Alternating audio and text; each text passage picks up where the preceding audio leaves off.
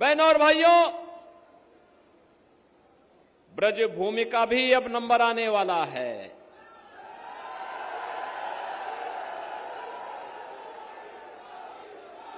अयोध्या और काशी ने अपने लक्ष्यों को प्राप्त कर लिया है। अब तो बारी आप ही की है। अब विकास के लिए आपको कहीं कोई तरसाने की हिम्मत नहीं कर पाएगा, क्योंकि अब तो आगरा में भी आपका अपना एयरपोर्ट बन रहा है। आगरा भी गंगा जल का सेवन कर रहा है और हर घर नल की योजना भी लागू हो रही है। बहनों और भाइयों, मुझे बताइए, आपने रामनवमी के दिन देखा होगा भगवान राम का सूर्य तिलक हुआ था।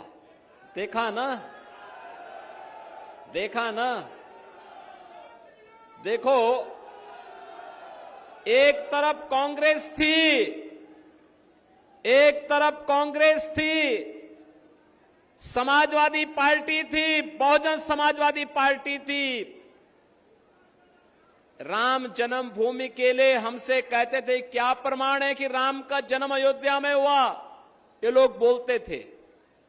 और इन दलों ने तब ये भी कहा था कि राम और कृष्ण तो हुए ही नहीं, जैसे कि इस सृष्टि के पहले कांग्रेस, सपा और बसपा ही पैदा हो गए थे, बाकी तो कोई हुआ ही नहीं था।